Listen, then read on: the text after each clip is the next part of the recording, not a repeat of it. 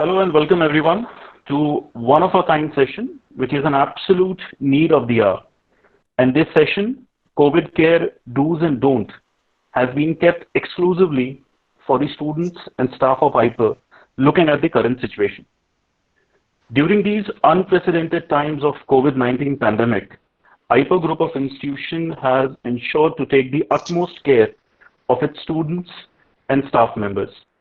And this webinar today is just another element of that care. To grace today's session, it will not be anywhere less to say that we have a true warrior, a hero here with us today. And we have with us today one of the most respected and honored professional of medical fraternity of India, Dr. Lokendra Dave, Professor and Head of Department, Consultant Pulmonologist, Department of Pulmonary Medicine, Gandhi Medical College, Bhopal. Dr. Dave is truly a seasoned professional, 17 years having the title of Professor at Gandhi Medical College, Bhopal. Dr. Dave is an MBBS and MD in respiratory and tuberculosis. Dr. Dave holds fellowship from the most prestigious institutes of India, namely National College of Chest Physician, popularly known as FNCCP India since 2016, Indian College of Allergy and Applied Immunology from Delhi in 2017, and Indian Society of Critical Care Medicine, Mumbai since 2019. Talking about his professional memberships, Dr. Dave is lifetime member to various prestigious organizations, namely Indian Chest Society Mumbai since 2003, Indian Medical Association since 2006, State TB Association of Madhya Pradesh, India since 2005, Indian Society for Study of Lung Cancer, Chandigarh since 2007, Indian Academy of Allergy, Bangalore since 2012, Indian Sleep Disorders Association since 2018, and NCCP Rajasthan chapter since 2002. Dr. Dave, in his rich and illustrious career, has published 53 research papers in which 36 are of national repute and 17 are of international repute. Dr. Dave, on various conferences of national and international level, have presented more than 14 research papers as well. Dr. Dave, in order to keep himself updated in his field, has attended more than 73 conferences on regular intervals, which has given him deeper knowledge in areas like pulmonary medicine, bronchology, respiratory critical care medicine, sleep medicine, asthma and allergy, tuberculosis, and pulmonary rehabilitation, to name a few. In the current pandemic situation, Dr. Lokendra Dave is the member of the Technical Advisory Committee and holds a very, very prestigious position. And also, he is one of the few doctors specially trained by World Health Organization, WHO, to deal with COVID-19 pandemic. To tell us more about the situation and how to handle the situation, I don't think that we could have any better person. And at the initial itself, it is such an honor that you, despite such critical situation, you have taken time out, sir, and you are here with us. On behalf of IPER Group of Institution, I welcome you, sir. I request you to please share your knowledge with all of us. Sir, please. Okay, thank you very much. So, good evening, all of you. At the outset, I would like to convey my thanks to the organizer, especially Dr. Khalsa sir, with all of you. Today, the task given me is to introduce do's and don'ts about the COVID-19, the pandemic we are facing nowadays, and what are the things we should take care of, and what are the things we should not fear of. These are all the things we will discuss in next few minutes. I think all audience, they include students also. Am I right?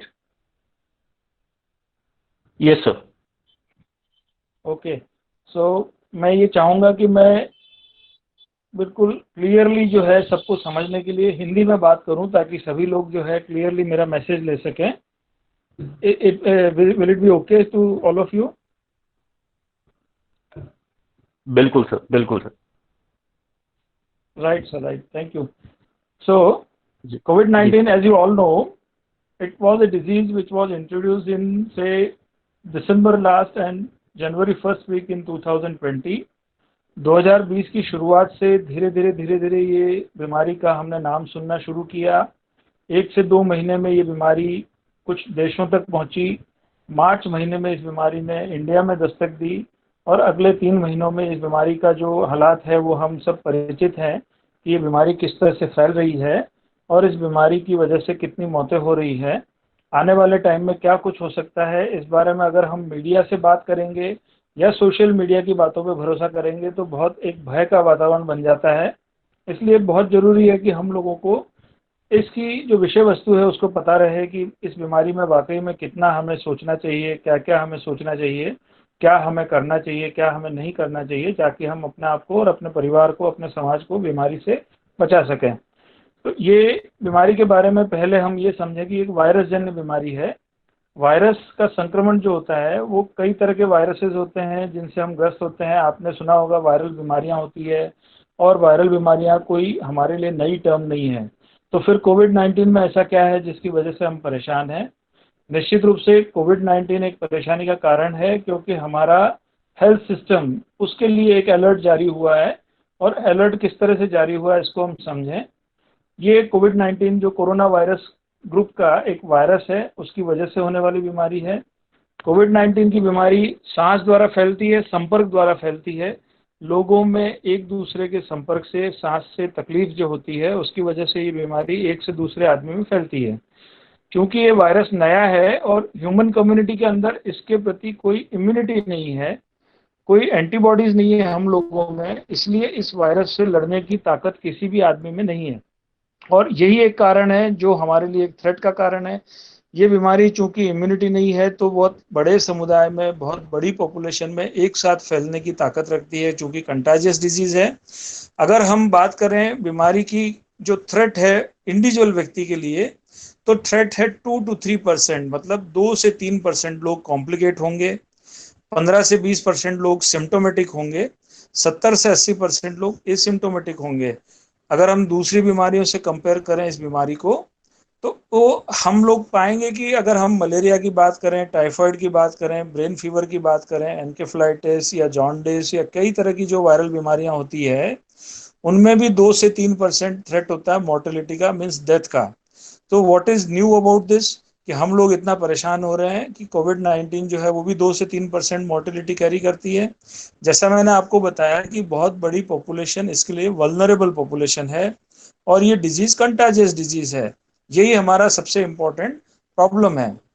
Problem in the sense कि अगर हम example लें भोपाल का तो 30 लाख की आबादी है। For example अगर 60-70% पॉपुलेशन जो है उसमें ये बीमारी फैलती है तो लगभग हमारी बीमारी जो है 20 लाख लोगों में फैलेगी।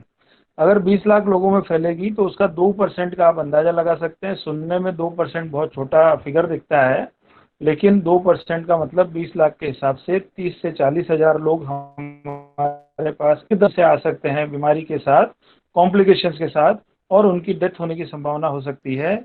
और यही हमारा जो मेन चिंता का कारण है जिसके लिए WHO ने अलर्ट जारी किया और इस अलर्ट को हमने पर्सनली अपने लिए समझा कि ये मेरे लिए अलर्ट है, ये ऐसा नहीं है।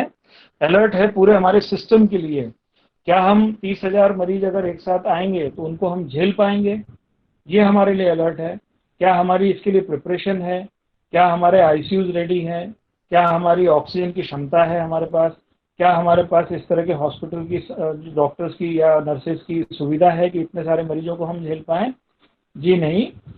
इसलिए हमें इस बीमारी को या तो धीरे धीरे फैलने देना है, क्योंकि ये निश्चित है कि चूंकि हमारे अंदर इम्यूनिटी नहीं है तो ये बीमारी तब तक फैलेगी जब तक हमारा 60-70% पॉपुलेशन ग्रस्त नहीं हो जाती और एक इम्यून लेवल हमारी पॉपुलेशन के अंदर एक अचीव नहीं हो जाता, जिसको हम हर्ड इम्यूनिटी बोलते हैं।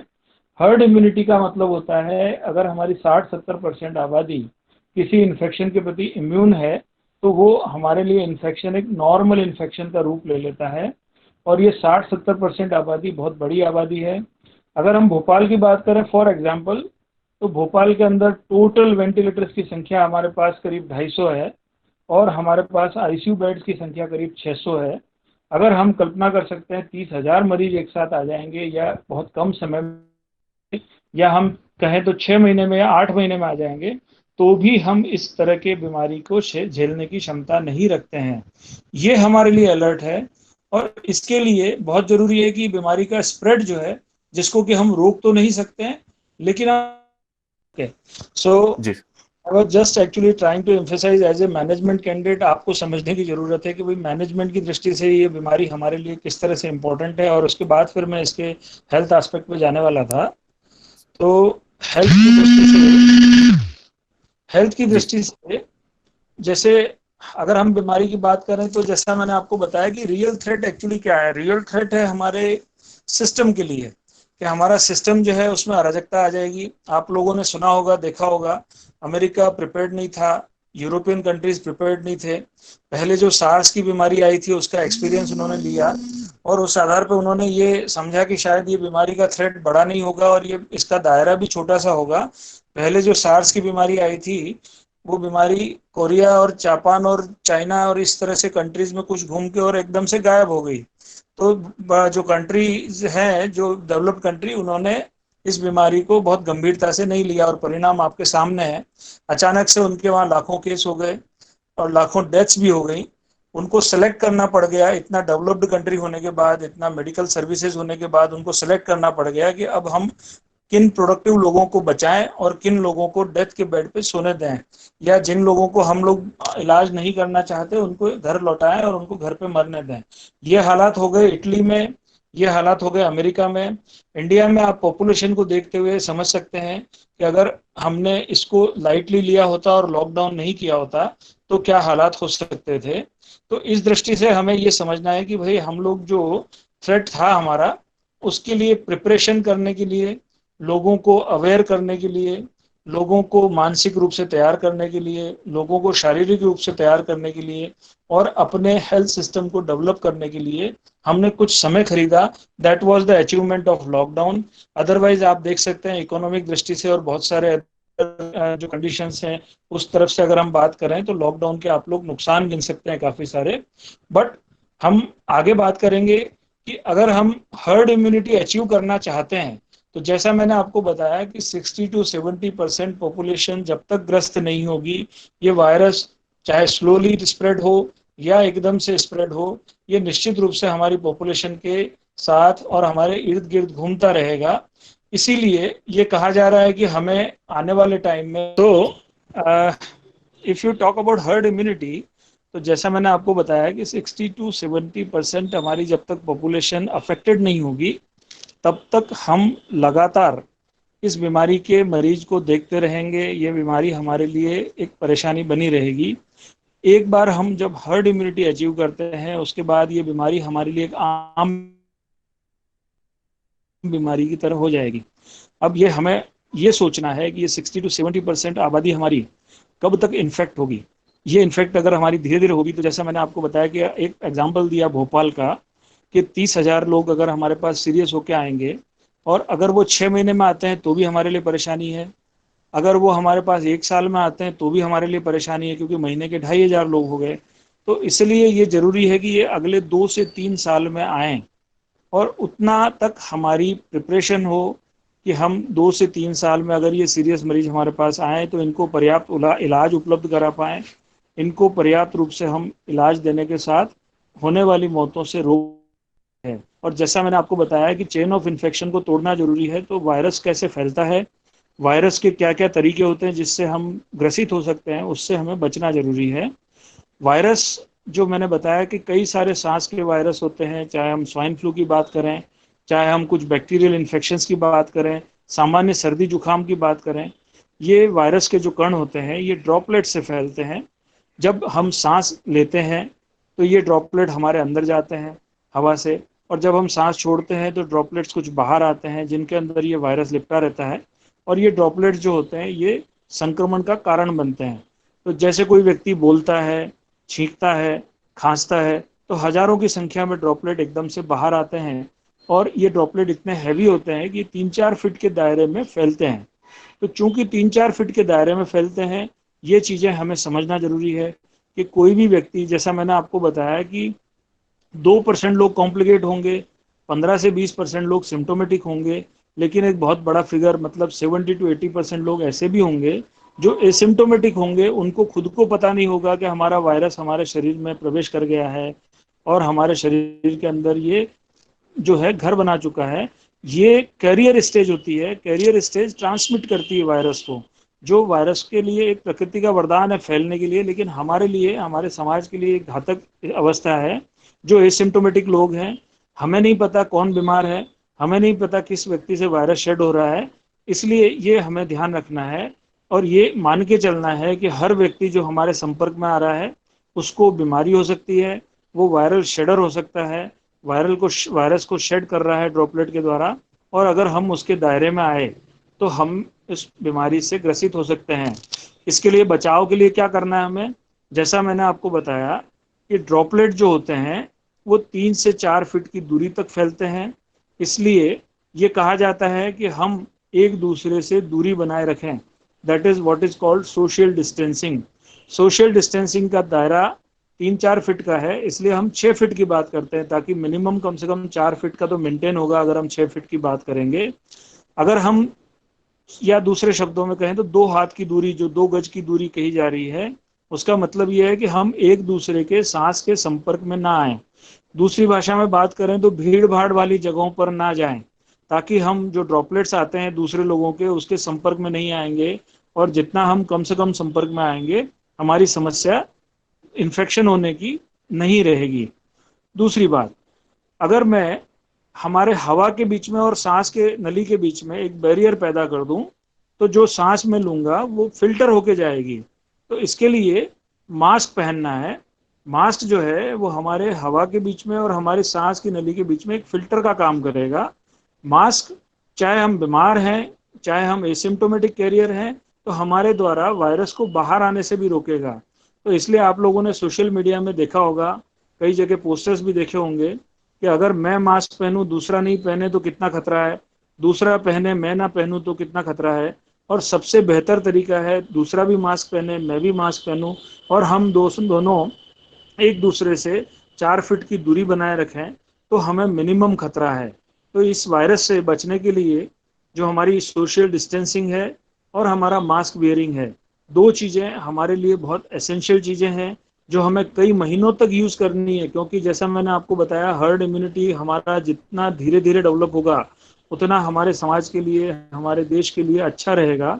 हम लोगों को अच्छे से अच्छा इलाज उपलब्ध करा पाएंगे और तकलीफ वाले लोगों को, जिंदगी को हम बचा पाएंगे। इसके लिए ये बहुत बड़ा कंट्रीब्यूशन होगा अगर हर एजुकेटेड व्यक्ति मास्क पहनेगा, भीड़ भाड़ से बचेगा, बिना कारण के भीड़ भाड़ वाली जगहों पर नहीं जाएगा, और एक दूसरे से सांस के संक्रमण में संपर्क में नहीं आएगा। दूसरी चीज, जो ये वायरस के ड्रॉपलेट होते हैं, जैसा मैंने आपको बताया कि धीरे धीरे ये सेटल होते हैं हवा के अंदर 3-4 फीट की दूरी तक फैलने के बाद, कुछ समय बाद धीरे धीरे सेटल होते हैं।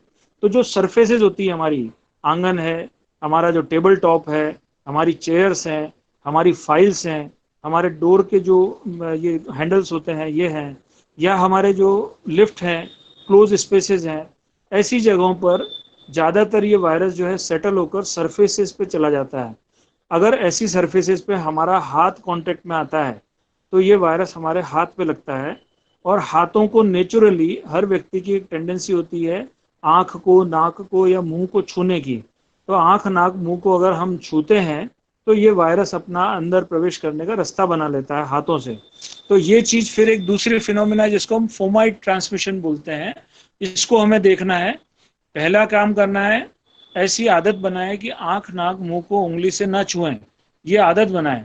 और दूसरी चीज, हम अपने हाथों को चूंकि बार बार जगहों पर लगाते हैं, चाहे फाइल को लगाते हैं, किसी से मोबाइल का लेन देन करते हैं, तो ये वायरस का जो ट्रांसमिशन है हमारे हाथों पे आता है और हाथों से हमारे शरीर पे जाता है। तो जो दूसरा साधन है हमारे पास कि इन जो वायरस के कण हमारे हाथों पे लगे हैं इनको हम किसी तरह से वॉश करें। ये जो वायरस होता है इसमें एक प्रोटीन होता है और चारों तरफ फैट का घोल लगा रहता है, this is the structure of the virus. अगर हम साबुन से इस वायरस को संपर्क में लाते हैं तो 15 से 20 सेकंड में ये जो फैट का घोल है ये घुल जाता है, और जो फैट का घोल घुल जाता है तो ये वायरस जो है फट जाता है, इसकी जो लेयर है फट जाती है और इसकी वजह से इसकी डेथ हो जाती है, वायरस मर जाता है।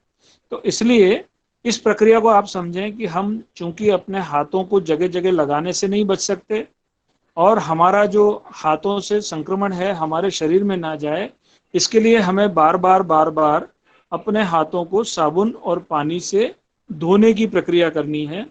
चूंकि मैंने आपको बताया 15 से 20 सेकंड कांटेक्ट टाइम चाहिए, तो चूंकि कांटेक्ट टाइम चाहिए तो आपको साबुन को कम से कम 20 सेकंड तक हाथों पे लगे रहने देना पड़ेगा। लगे रहने देने के अलावा आपको क्या करना है, ये ध्यान दें कि अपने हाथों की सारी सरफेसेस को प्रॉपरली आपको कांटेक्ट में लाना है साबुन के। न सिर्फ सामने हथेली की तरफ धोना है हाथ को, पीछे की तरफ धोना है, उंगलियों के बीच में रगड़ना है, जो फिंगर टिप्स हैं, नेल्स हैं, उनको रगड़ना है, अंगूठे को रगड़ना है और कलाई तक को हाथ को धोना है। बार बार अगर साबुन इस्तेमाल करने से हाथ में ड्राइनेस आती है तो हम कोई मॉइस्चराइजिंग लोशन लगा सकते हैं, पर हाथ धोना अवॉइड नहीं करना है। दूसरी चीज ये ध्यान रखनी है हमें कि हाथ धोने के जो अल्टरनेटिव है, साबुन और पानी बेस्ट है।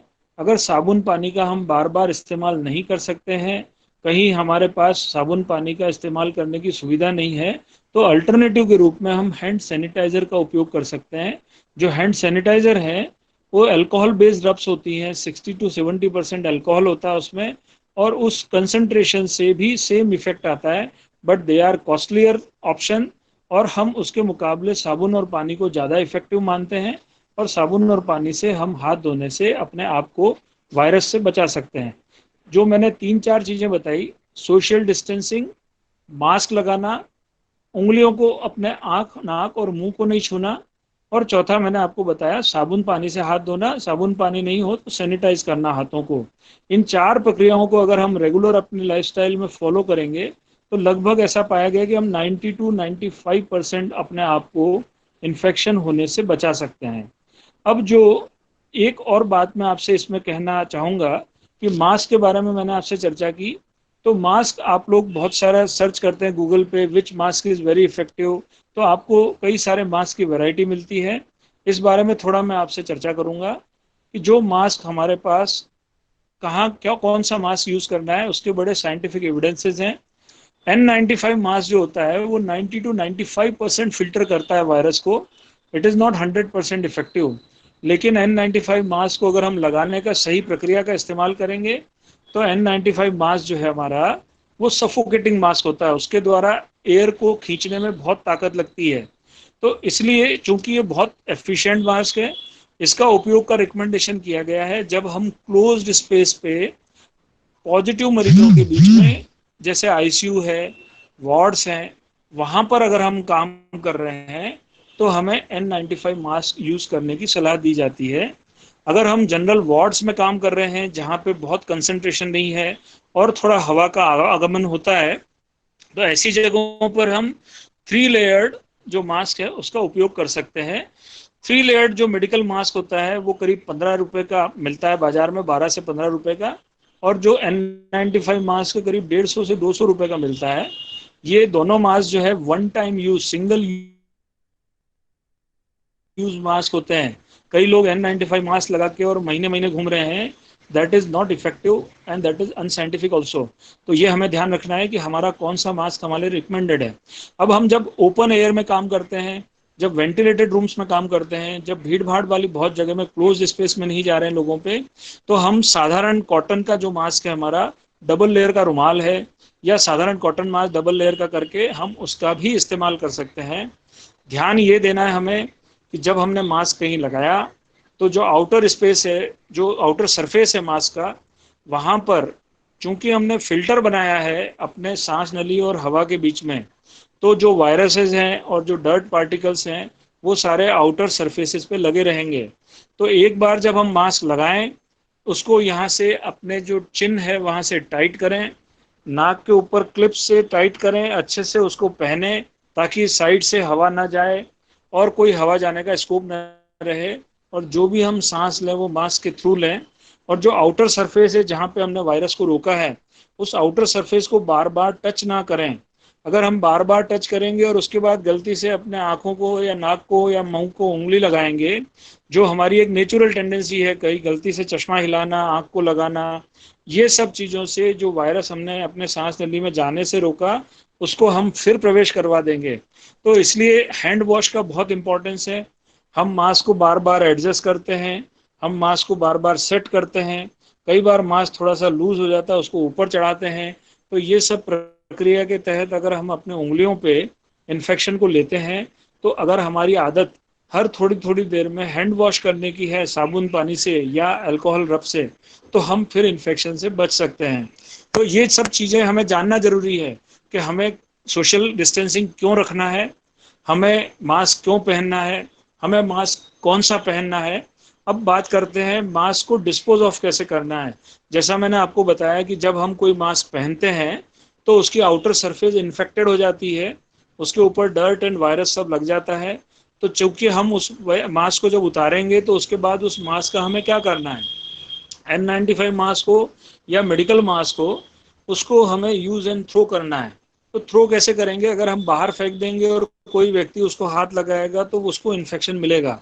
इसलिए ये एक कंटामिनेटेड मटेरियल के रूप में होता है, तो इसको प्रॉपर तरीके से डिस्पोज ऑफ करना है। अगर ये हवा में उड़ता रहेगा, अगर ये रास्ते में इधर उधर जो है बिखर बिखर के रखेंगे हम मास्क को, तो ये जो है एक source of infection for others होगा। इसके लिए हमें ये जिम्मेदारी निभानी पड़ेगी कि मास्क का डिस्पोज ऑफ कैसे करें। जैसे मैंने आपको बताया साधारणतः साबुन से वायरस मर जाता है, तो आप मास्क को साबुन के घोल में आधा घंटा छोड़ दीजिए। अगर आप साबुन के घोल में आधा घंटा छोड़ेंगे तो वायरस फ्री हो जाएगा मास्क, उसके बाद उसको आप डिस्पोज ऑफ कर सकते हैं अगर वो डिस्पोजेबल मास्क है तो। अगर आपका कॉटन का मास्क है या डबल लेयर रुमाल आपने यूज किया है जिसको कि आपने अच्छे से बांधा था, तो उसको भी आप साबुन पानी के से धो के और अच्छे से धूप में सुखाएं और एक आयरन प्रेस कर लें, तो आपका मास्क फिर से रीयूज के लिए तैयार हो जाता है। तो इस तरह से हमें मास्क का प्रॉपर केयर करना है, मास्क की फिटिंग का ध्यान रखना है, मास्क की आउटर सरफेस को इन्फेक्टेड काउंट करना है, बार बार टच नहीं करना है। और अगर हम टच करते हैं तो हमारी उंगलियों को, अंगूठे को हमें अच्छे से सैनिटाइज करना है।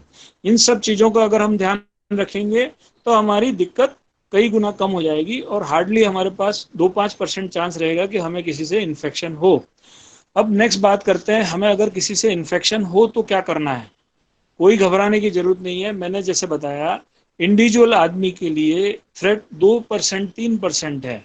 अगर हम यंग हैं, हेल्दी हैं, अगर हमारे अंदर कोई कोमॉर्बिडिटीज नहीं है, diabetes, blood pressure, heart disease या अन्य बीमारियों से ग्रस्त अगर हम नहीं हैं, और हमारी उम्र 50 साल से कम है या 60 साल से कम है हमारी उम्र, तो हमें बीमारी से कॉम्प्लिकेशन होने की संभावनाएं बहुत कम है। ज़्यादातर उन लोगों को कॉम्प्लिकेशंस हम देख रहे हैं जो एल्डरली हैं, जिनको और किसी तरह की बीमारी है, चाहे फेफड़े की बीमारी है, हार्ट की बीमारी है, ब्लड प्रेशर है, डायबिटीज़ है, कैंसर है, किडनी की डिजीज़ है। उन लोगों को बीमारी के कॉम्प्लिकेशंस होने की संभावनाएं हम देख रहे हैं 5 से 10 गुना तक है। अगर मैं हेल्दी हूँ तो मुझे 2 चीज़ों का ध्यान रखना है। पहली चीज़, मुझे इन्फेक्शन ना हो।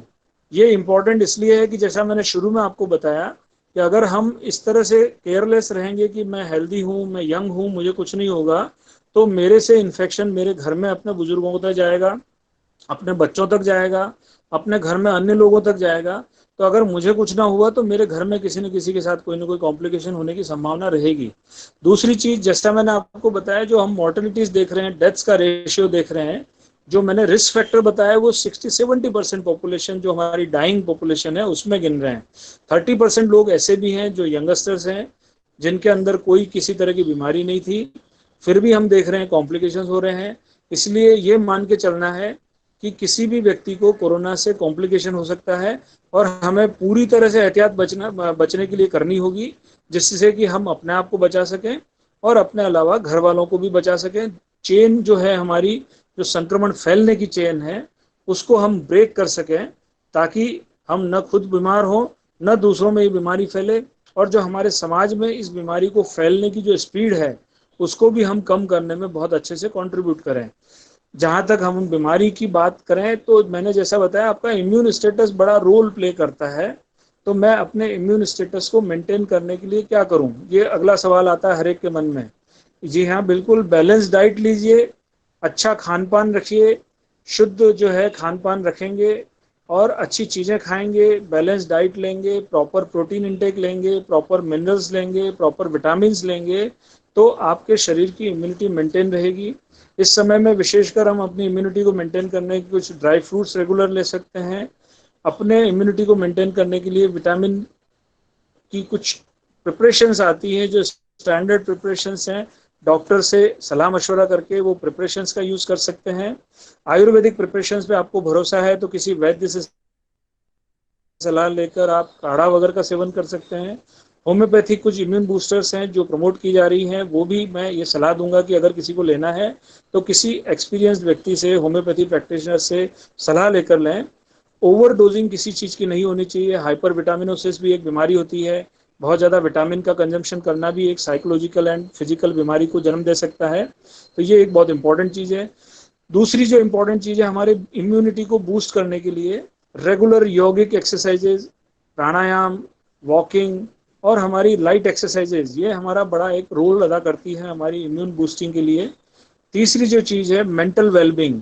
अगर हम बहुत एंजाइटी से ग्रसित होंगे, अगर हम बहुत डिप्रेस्ड होंगे, अगर हम बहुत ज़्यादा एंक्शियस होंगे, अगर हमारी जो मेंटल कंडीशन है बहुत अच्छी नहीं होगी, तो हो सकता है हम इम्यूनिटी की तरफ से मात खा जाएं। ये सारे प्रूवन फैक्ट्स हैं। वो व्यक्ति जो मेंटली खुश है, वो व्यक्ति जो फिजिकली एक्टिव है, वो व्यक्ति जो अपनी comorbidities like diabetes, blood pressure वगैरह को दवा लेके अच्छे से कंट्रोल रखता है, वो व्यक्ति जो एक्टिव है फिजिकली मेंटली, उस व्यक्ति को बीमारी से कॉम्प्लिकेशंस होने से घबराने की ज़्यादा ज़रूरत नहीं पड़ेगी। पर हमें सावधान जरूर रहना पड़ेगा, चाहे हमें कॉम्प्लिकेशन हो या हमारे परिवार को हो या पड़ोसी को हो या हमारे मित्र मंडली को हो या कॉलेज में हो, किसी भी जगह किसी को कॉम्प्लिकेशन हो तो ये हमारे लिए अच्छा नहीं होगा। इसलिए बहुत इंपॉर्टेंट है कि जो चेन ऑफ इन्फेक्शन है, जो स्प्रेड ऑफ वायरस है, उससे हम किस तरह से बचें, इस चीज़ पे हमारा हमेशा फोकस रहे। बहुत ज़्यादा ऑब्सेस्ड ना रहें चीज़ों को लेकर, क्योंकि हमें नॉर्मल ज़िंदगी भी जीनी है। कोरोना और इसके जैसे वायरसेस के साथ हमें अपना ज़िंदगी को एडजस्ट भी करना है। बहुत ज़्यादा ऑब्सेस्ड रहेंगे तो हमारे दिमाग पूरे टाइम वायरस से घिरा रहेगा और वायरस के बारे में ही सोचता रहेगा। लेकिन हाँ, जो हमारी अच्छी लाइफस्टाइल हैबिट्स हैं, सोशल डिस्टेंसिंग की हैबिट्स हैं, लोगों से थोड़ा दूरी बना के रखने की हैबिट्स हैं, मास्क वियरिंग की हैबिट्स हैं, हाथ धोने की हैबिट्स हैं, बार बार मास्क और अपनी नाक से, आँख से या मुंह से उंगली को छूने की जो हमारी हैबिट्स हैं, इनके ऊपर हम ध्यान दें। खान पान की हैबिट्स हैं, अपनी एक्सरसाइज की हैबिट्स हैं, मेंटल वेलबींग की हैबिट्स हैं। इन सब चीज़ों को अगर हम रेगुलर फॉलो करेंगे तो हो सकता है हम अपने आप को और अपने से अपने दूसरे लोगों को बीमारी को फैलने से और बीमारी से ग्रसित होने से बचा सकते हैं। ये बहुत बेसिक डूज एंड डोंट्स हैं जिनके बारे में बार बार आप लोग पढ़ते हैं। जो मैंने आपको चर्चा की है वो बहुत कॉमन चीज़ें हैं। ये सिर्फ कोरोना के लिए नहीं है, ये सारी जो respiratory disease of potential concern है, सामान्य सर्दी जुकाम हमने देखा, एक व्यक्ति को घर में होता है तो घर में सब लोगों को धीरे धीरे सर्दी जुकाम होता है। मीजल्स की बीमारी है, अन्य प्रकार के निमोनिया है, टीबी की बीमारी है, इन सब बीमारियों से बचाव में यही साधन है। ऐसा नहीं है कि डिस्टेंसिंग या हमारा मास्क वेयरिंग या हैंड वॉशिंग ये सिर्फ कोरोना से बचाएगा, बल्कि ये सारी जो सांस द्वारा होने वाले संक्रमण हैं उनसे हमारी किसी न किसी रूप में सुरक्षा करेगा। इसलिए ये गुड हैबिट्स के रूप में अपने खुद को अपनाना है, अपने परिवार को समझाना है, अपने परिवार में बच्चों को ये हैबिट्स देनी है, जिससे कि वो लॉन्ग टर्म में इन और इस तरह की जो कोरोना जैसी बीमारियां हैं आने वाले टाइम में हो सकता है हमें और भी कई इस तरह के वायरस से जूझना पड़े। अगर हमारी ये लिविंग स्टाइल में आएगी चीज़ें तो निश्चित रूप से हमारे लिए मददगार होगी। इसी के साथ मैं अपने जो स्पीच है उसको होल्ड कर रहा हूँ। मैं आपको क्वेश्चंस के लिए जरूर मैं बोलूँगा कि अगर आपके दिमाग में कुछ भी सवाल है तो इस प्लेटफॉर्म का जरूर उपयोग करेंगे हम, और हम डिस्कस करेंगे ताकि हम राइट जो डूज एंड जो हैबिट्स है हमारी उसके प्रति हम अवेयर हों और एक दूसरे को इस जो हमारा डिस्कशन है उसका लाभ दे सकें। Thank you so much sir. We will take few questions. अगर किसी के पास अगर कोई सवाल है तो वो चैट बॉक्स में लिख सकता है, and I will showcase that thing to Dave sir. Please अगर किसी को कोई सवाल है तो वो चैट बॉक्स में इमीडिएटली पूछ सकते हैं। Yes शोभी, please go ahead. You can unmute yourself and आप सवाल पूछ सकते हैं please. Good evening, sir. Hello. Loken sir आप म्यूट हैं सर। जी सर, हाँ अब बोलिए आवाज आ रही मैडम। है, अब आवाज, जी अब आवाज आ रही है sir. Yes Shubhi, please Uh, go ahead. Good evening, sir. हाँ बोलिए madam, So, good evening. sir, my father was like a week ago. He was about to get infected, but he got some medications. He's not here. He's in Saudi Arabia. So he got some medications and now he's almost fine, but the fatigueness and tiredness is still with him. He's completely fine with the health, but the fatigueness and the tiredness is still with him. So is this like it can be more further spreaded? Like हो सकता है कि ये आगे और ज़्यादा infection बढ़ जाए या ये end था? Okay, so you have pointed out towards the symptoms, तो मैं सिम्टम्स के बारे में बात करूंगा। ये जो बीमारी है इसमें हम लोग जो सामान्यतः देखते हैं, बीमारी में fever is the most important symptom जो लगभग 85 to 90% केसेस में मिलता है। उसके अलावा हमारे पास खांसी सर्दी जैसे सामान्य लक्षण जो है 60 to 70% लोगों में मिलते हैं। 40% लोगों में चूंकि लंग्स का इन्वॉल्वमेंट होता है, सांस नलियों में सूजन आती है, फेफड़े में सूजन आती है, इस वजह से फटिगेबिलिटी, थकान जल्दी हो जाना, क्योंकि ऑक्सीजन का सिस्टम हमारा डिस्टर्ब हो जाता है और उस वजह से ये परेशानी होती है। तो fatigability is a very important symptom. किसी भी वायरस की बीमारियों में हम लोग देखते हैं बहुत ज़्यादा कमजोरी आ जाती है, तो वो इस वायरस के साथ भी हो रहा है। उससे रिकवरी में 2 से 3 हफ्ते का समय लगता है, किसी किसी व्यक्ति को 1 महीने का समय भी लग जाता है। सेकेंडरी कॉम्प्लिकेशंस भी होने की संभावना रहती है क्योंकि बॉडी की इम्यूनिटी वीक हो जाती है वायरल इन्फेक्शन से। तो जो आप बात कर रहे हैं फटिगेबिलिटी अगर है तो उनको आराम करना चाहिए, दूसरों से अलग रहना चाहिए। Isolation is most important thing. इस बीमारी में 4 चीज़ें हैं, देखिए, identify, isolate, test and treat. Identify करना, हमें पेशेंट को सिम्टम्स अगर हैं, कॉन्टैक्ट हिस्ट्री है, ट्रैवल हिस्ट्री है, तो हम उस पेशेंट को आइडेंटिफाई करते हैं कि ये पेशेंट हो सकता है प्रोबेबल केस। उसको हम आइसोलेट करते हैं, सबसे पहले दूसरों से अलग करते हैं। दूसरों से अलग रहना है अगर उसको किसी भी तरह के लक्षण है, और कम से कम हम उसको 3 वीक का जो है आइसोलेशन एडवाइस करते हैं। 1 से 2 वीक उसको रिकवर होने में लगते हैं और उसके बाद आपको 1 वीक और हम एक्स्ट्रा आइसोलेशन प्रिकॉशन बोलते हैं। तो कम से कम 3 वीक का आइसोलेशन देते हैं, टेस्ट करते हैं और अगर पॉजिटिव आए तो उसको हॉस्पिटलाइज करके या होम आइसोलेशन करके ट्रीट करते हैं। अगर कंडीशन ठीक है तो होम आइसोलेशन अलाउड है, कंडीशन ठीक नहीं है तो होम नहीं, हॉस्पिटल आइसोलेशन किया जाएगा, ट्रीट किया जाएगा।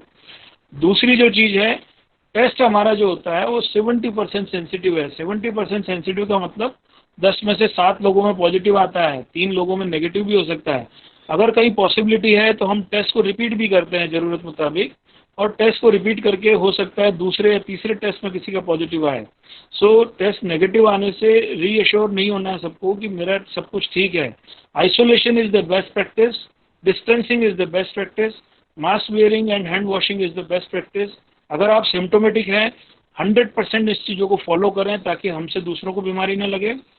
अगर आप एसिम्टोमेटिक हैं, गलती से किसी के संपर्क में आ गए और पॉजिटिव हो गए हैं, घबराएं नहीं, अपनी इम्यूनिटी को मेंटेन करें। 2 से 3 हफ्ते में आपका वायरस क्लियर हो जाएगा और उसके बाद आप नॉर्मल जिंदगी जी सकेंगे। Thank you, sir. Okay madam, welcome.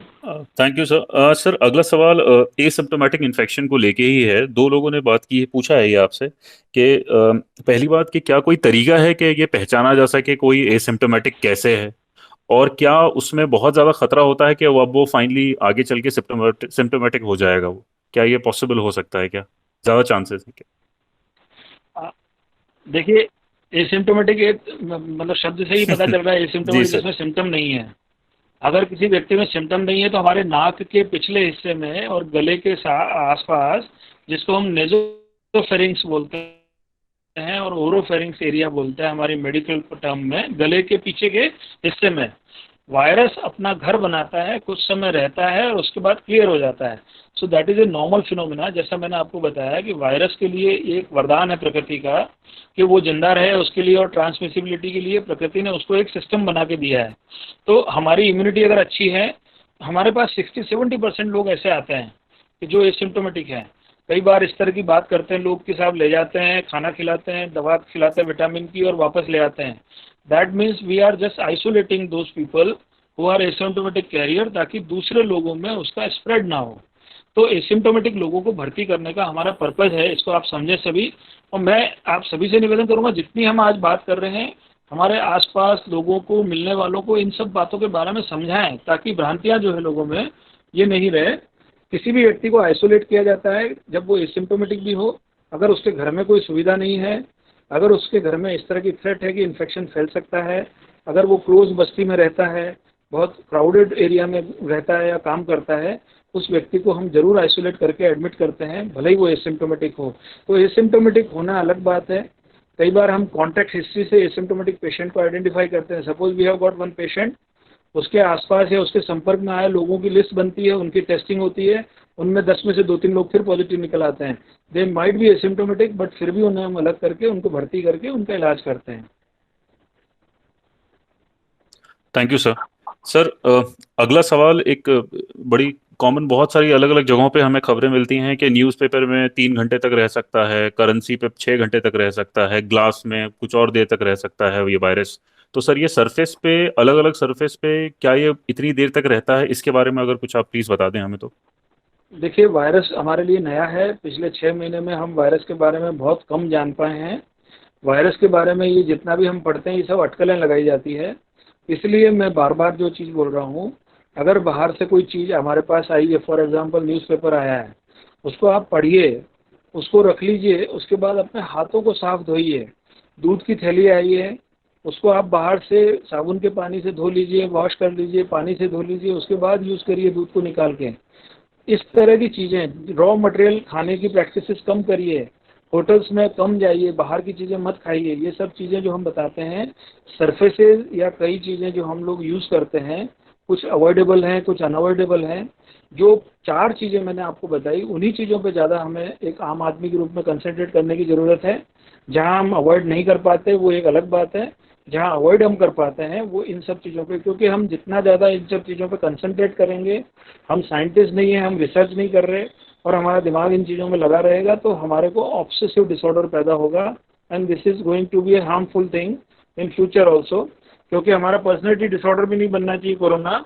हमें बार बार हर चीज़ के अंदर कोरोना कोरोना यही दिमाग में नहीं घूमना चाहिए। तो इसलिए सर्फेसेज के बारे में ध्यान न दें। हाँ, ये कर सकते हैं, जैसे सॉलिड सर्फेसेज हैं, आपकी टेबल टॉप है, उनका हाइपोक्लोराइड सॉल्यूशन से क्लीनिंग किया जा सकता है। आपकी जो कमरे हैं जहाँ पर आवागमन होता है ज़्यादा लोगों का, वहाँ पर डेली सैनिटाइजेशन किया जा सकता है।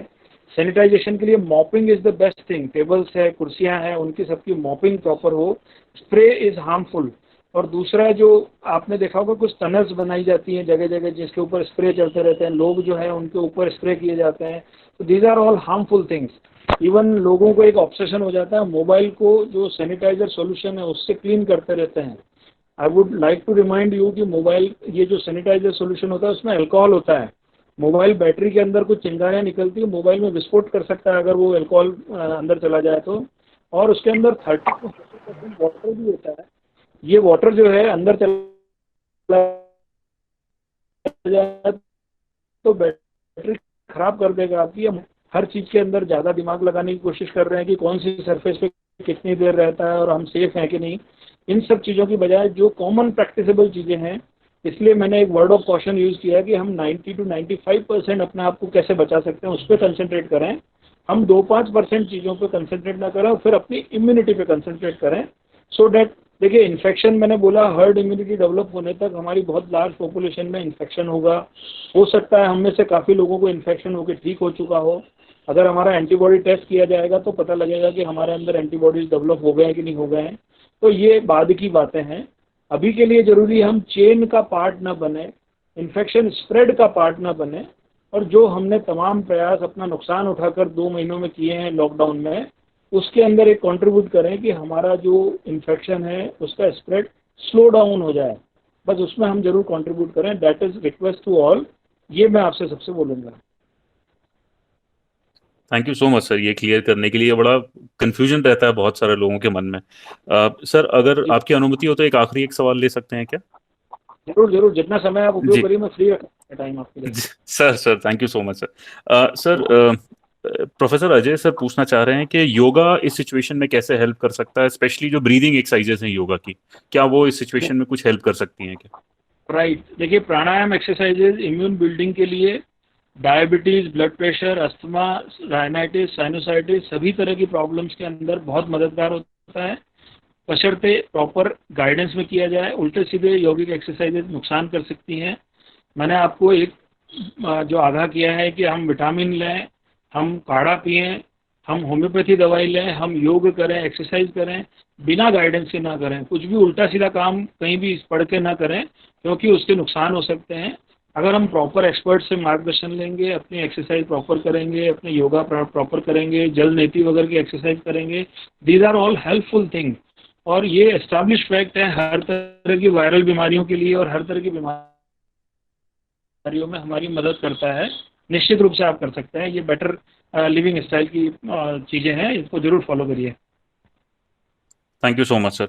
अंकुर, आप सवाल पूछ सकते हैं please. Hello, sir. Sir, Hello. as you told symptoms about this COVID-19, so sir इसमें body pain, headache और fever भी रहता है। तो सर कुछ और भी कई ऐसी डिसीज हैं जिसमें ये सिम्टम्स रहते हैं। तो सर अगर किसी को ऐसा डाउट होता है कि ये कोरोना वायरस है या नहीं है, तो सर उसको वेट करना चाहिए या फिर मतलब इमीडिएटली उसको टेस्ट करवाना चाहिए? सो ये मेरा फर्स्ट क्वेश्चन था। And second question is sir, एक रिलेटिव है मेरे, तो उनको उनके जो साथ के जो कलीग थे वो कोरोना पॉजिटिव थे, बट जब उन्होंने टेस्ट करवाया मेरे रिलेटिव ने तो वो नेगेटिव निकला। तो सर उनको अभी दोबारा मतलब कुछ दिन बाद दोबारा टेस्ट करवाना चाहिए और या फिर जो ऑलरेडी अभी नेगेटिव रिपोर्ट आई थी उसके साथ में उनको रहना चाहिए? गॉट योर क्वेश्चन अंकुर। तो मैं चीज़ें आपने पूछी है, पहला चीज़ ये कि हम सिम्टम्स के आधार पर कैसे डिफ्रेंशिएट करें। I think you are management professional, so कोई भी सिम्टम हो, go to the fever clinic, go to the doctor, ask them to examine yourself, and आप अपना पूरा हिस्ट्री उनको डिटेल बताएं। क्या आपके आसपास कोई संदिग्ध मरीज था? क्या आपके आसपास कोई सर्दी खांसी बुखार के क्लस्टर पेशेंट थे? क्या आप किसी के संपर्क में आए हैं? क्या आपने कभी कोई ट्रैवल किया है अभी रिसेंट पास में? क्या आप कुछ इस तरह की एक्टिविटीज़ की है जिसमें आप भीड़ भाड़ वाली जगह पे गए हैं, कोई रेस्टोरेंट में या कोई आप ऐसी जगह पे जिसके बाद से आपको सिम्टम्स शुरू हो रहे हैं? अगर ऐसी कोई पॉसिबिलिटी है तो डॉक्टर विल डिसाइड कि कोविड के सिम्टम है या नहीं है। अगर कोविड के सिम्टम्स हैं, जिसमें फीवर सबसे इम्पॉर्टेंट सिम्टम है, उसके अलावा रेस्पिरेटरी सिम्टम्स, कुछ पेट के सिम्टम्स, उल्टी दस्त वगैरह भी पाई जाती हैं कुछ लोगों में, तो ऐसे लोगों में टेस्ट कराया जाता है। टेस्ट कराने के साथ मैंने आपको बताया कि आइसोलेशन जरूर मेंटेन करें, दूसरों से दूर रहें। अगर टेस्ट नेगेटिव आता है, पॉसिबिलिटी है, तो डॉक्टर आपको बोलेंगे कि आप वापस टेस्ट करा लीजिए। बहुत ज़्यादा पैनिक करने की ज़रूरत नहीं है। टेस्ट करने से या टेस्ट पॉजिटिव आने से, टेस्ट नेगेटिव आने से बहुत कुछ नहीं होना है। सबसे इम्पोर्टेंट है isolation and self discipline, that is most important. उसके लिए जरूर पैनिक करें। आप अपने आप को अलग रखें, आप अपने आप को सुरक्षित रखें, आप दूसरों को सुरक्षित रखें, इसके ऊपर मेन कंसंट्रेशन करें। क्योंकि समहाउ अगर मैं बहुत लेस सिम्टोमेटिक या एसिम्टोमेटिक हूँ, 2-3 दिन में ठीक हो रहा हूँ, तो हो सकता है मैं 5-7 दिन में बिल्कुल पूरी तरह से ठीक होकर नॉर्मल हो जाऊंगा। इसके लिए टेस्ट के पीछे पड़ जाओ। Test is a very costly affair. 4,500-4 हज़ार का कॉस्ट पड़ता है सरकार को एक टेस्ट का। बहुत डिमांड कर रहे हैं लोग लाखों टेस्ट करने के लिए, बट सरकार के लिए, और ये अल्टीमेटली हमारा ही पैसा है, जो टैक्स पेयर्स है हमारा ही पैसा है, तो इसका वेस्टेज नहीं होना चाहिए। प्राइवेट में भी टेस्ट उपलब्ध हैं, 4,500 कॉस्ट में टेस्ट प्राइवेट में भी उपलब्ध हैं। यहाँ भोपाल में बात करें, चिरायू हॉस्पिटल, बंसल हॉस्पिटल, 2 जगह टेस्ट करते हैं। दूसरे जो अस्पताल है वहाँ से भी टेस्ट भिजवाए जाते हैं। तो आपको पैनिक करने की आवश्यकता नहीं है। करीब 70 फीवर क्लिनिक्स स्टार्ट किए हैं आपके एरिया के आसपास। सरकार ने फीवर क्लिनिक्स एस्टैब्लिश किए हैं, जिनकी पब्लिसिटी अब शुरू कर रही है सरकार। तो आपको अगर फीवर हो या इस तरह के सिम्टम हो, बॉडी एक, हेडेक, बदन दर्द, सर दर्द, जुकाम, खांसी, सांस में तकलीफ, आप निश्चित रूप से फीवर क्लिनिक जाइए। वहाँ उनको अपनी पूरी डिटेल बताइए, वो आपका टेस्ट करेंगे। तो इसलिए बहुत ज़्यादा हमें सोचना भी नहीं है, लेकिन सुरक्षित रहने के लिए तुरंत अपने आप प्रस्तुत करना है डॉक्टर के सामने, ताकि हम प्रॉपर गाइडेंस ले सकें। Okay sir, thank you. Dave sir, इतने ही सवाल थे। सर सेशन एंड करने से पहले मैं रिक्वेस्ट करूंगा खालसा। हेलो सर, नमस्कार। मैं Amarjeet Singh. Sir Rahul sir, let Dr. Dave again join the meeting. जी सर, सर वो आ गए सर। Okay. और Dr. Sahab, नमस्कार। नहीं सर, वो फिर से शायद आ गए। मैं इन्फॉर्म करता हूँ He सर is आपको there, जैसे ही वो आते हैं। He is there, I have seen. Yeah. Okay sir. I think on behalf of whole IPER family, parents, students and everyone, doctor साहब हम आपको शब्दों में धन्यवाद नहीं दे सकते और ये बहुत ही मुश्किल बात है कि हम आपको कुछ शब्दों में पिरोकर अपनी भावनाएं बता सकें। मुझे लगता है कि पिछले कई महीनों से आप और आपके सारे साथी जो मेडिकल फील्ड में काम कर रहे हैं, शायद आज हम शाम को आपसे बैठकर बात कर पा रहे हैं तो उसकी वजह आप ही हैं। अगर ईश्वर ऊपर है जिसकी हम प्रार्थना करके हम अपने आप को मानते हैं कि हम खुशनसीब हैं, तो नीचे उस ईश्वर का रूप आप ही लोग हैं जिसकी वजह से हम यहाँ पर हैं। सुबह से आप काम कर रहे हैं और अभी आकर आप जब हमारे फैकल्टी और स्टूडेंट्स को ऐसा कहते हैं कि जितने सवाल पूछिए, मैं आपके लिए बैठा हूँ, मुझे लगता है कि ये आपकी भावना को बताता है और इसी भावना की वजह से आज हमारे देश की ये स्थिति है कि हम काफी देशों से इस स्थिति में बेहतर कर पा रहे हैं। सर, मेरे पास फिर भी शब्द नहीं है, लेकिन मुझे लगता है कि मैं सभी की भावनाएं आपके सामने रख रहा हूँ और मैं सभी लोगों से एक रिक्वेस्ट करूंगा, चूंकि टेक्नोलॉजी की अपनी लिमिटेशंस हैं, हम आपको दिख तो नहीं सकते, लेकिन हम सभी लोग अपनी जगह पर खड़े होकर आपको और आपकी पूरी कम्युनिटी को हाथ जोड़कर नमस्कार। Thank you sir, thank you very much. मुझे लगता है मैं धन्यवाद देने की मुझे जरूरत नहीं है आपको, क्योंकि ये हमारा ड्यूटी है। आप लोग जागरूक हो, हम मेडिकल सिस्टम पे लोड नहीं आएगा तो ये हम अपना काम कर रहे हैं, आप लोगों को एजुकेट करके, आप लोगों को जागरूक करके। आपका बड़प्पन है, आप लोगों के अंदर भावना यही है कि हम सभी लोग स्वस्थ रहें और इस बात को हम बहुत अच्छे से समझते हैं। Thank you sir, thank you. Thank you so much, sir. May I please request Dr. Arjun Murthy, sir, for the vote of thanks. Murthy, sir, please, sir. Ladies and gentlemen, I deem it a great honor and privilege to propose the vote of thanks on behalf of the organizing committee of the IPERS webinar on COVID care do's and don'ts.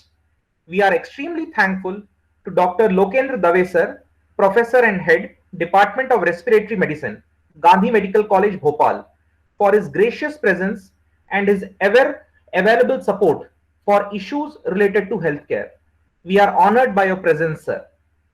Thank you, sir, for your stimulating and inspiring thoughts on much needed contemplation on COVID care do's and don'ts and its finer aspects in simple and comprehensive manner. It's a remarkable learning experience and a very informative session worth attending to keep oneself aware and safe during this corona pandemic. We all found the panacea in Dr. Lokendra Dave sir's valuable session. You are a person who makes life easier and better for everyone around you. Your continual acts of thought. Sir, I believe there is some technical glitch from Murthy sir's side, but all we can say is thank you so much, sir. आपने इतना समय निकाला, हम सबसे इतनी सारी बातें की सर आपने। Thank you so much sir, thank you so much. Welcome sir, thank you sir.